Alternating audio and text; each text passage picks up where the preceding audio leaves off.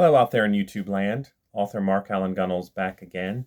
I'm continuing my series where I dig through my really old poems from junior high and high school and read some of them to you as part of a exploration of the journey of a writer.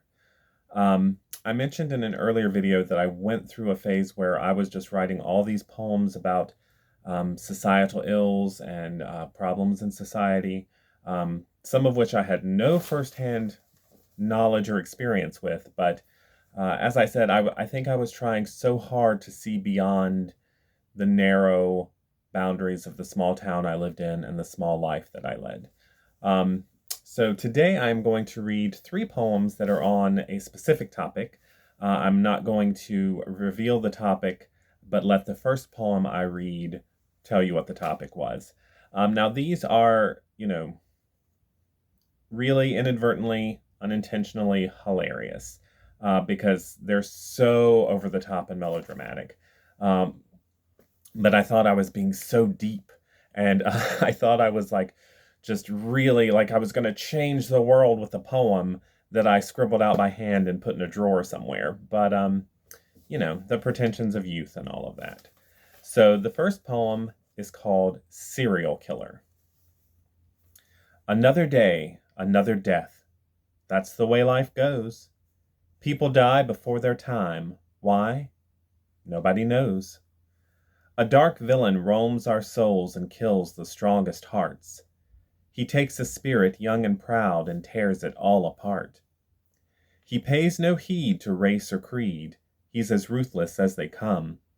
You cannot get away from him, no matter how fast you run. He can't be captured or controlled. He can't be caught or tamed.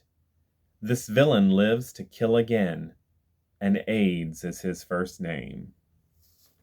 See what I mean about the overdramatic nature of these poems? But I was trying to deal with things that were going on in the world, and this was the very early 90s.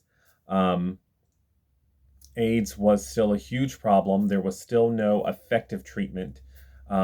At that point, it was still pretty much a guaranteed death sentence for people. And, even though I was living in a small town, there was no way that this epidemic didn't touch you and you weren't aware of it. And as a young budding queer person, I was very aware of the effect it was having on the queer community. I always say that queer people of a certain age are never going to forget what it was like when we were dying by the droves and the majority of people just didn't care.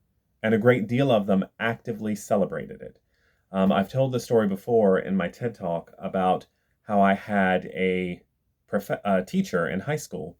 It was actually a coach that they let teach classes, who said in class he didn't know why we were trying to find a cure for AIDS when it was killing off all the gay people.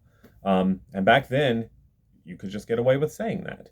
And, so that was the time period that this was written. And so, I was trying to deal with that in poetry. This second one is a free verse poem called And Ignorance Destroyed Society. Now, I don't know if you can see that, but see, and ignorance destroyed society. AIDS. Get it? Wasn't I the height of cleverness?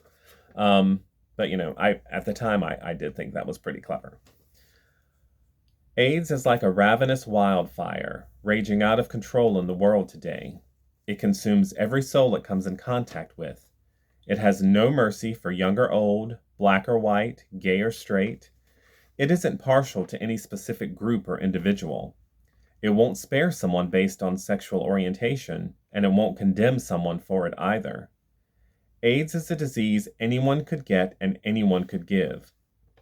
AIDS isn't the gay's disease, it isn't the youth's disease, and it isn't the white's disease. It's society's disease, and we're all getting burned. The only way to combat this blaze is with education, but that's a difficult task when the teachers know even less than the students. And, one thing I really remember about that time period is how much the government really didn't care.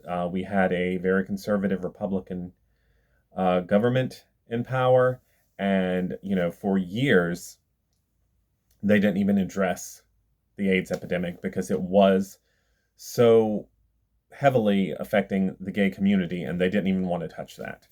And that is also something I have never forgotten. Okay, the last poem I'm going to read in this little bunch is called Her Father's Eyes.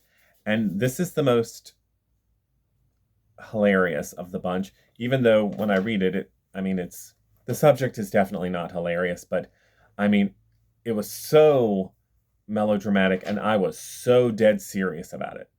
Like there wasn't a bit of irony or humor in my mind. Like I was just like, I thought I was really doing something. And again, it's called Her Father's Eyes. A baby girl was born yesterday. She has her father's eyes and her mother's AIDS. This little girl will never be an adult. This little girl will never grow up. This poor little baby has no chance. She'll never play, never run, never dance. She has no hope for tomorrow. All she'll have in her life is sorrow. Her mother thought she was prepared for her, but now she can't even care for her. She may not see her 3rd birthday. She has her father's eyes and her mother's AIDS. So again, I have a lot of affection for these poems because I have a lot of affection for the young person I was, very isolated, very contained in this small little world, but wanting to be concerned about these bigger issues going on out there. And, writing these poems was the only way I had to deal with it. So I hope you enjoyed that, and I will be back with more videos later.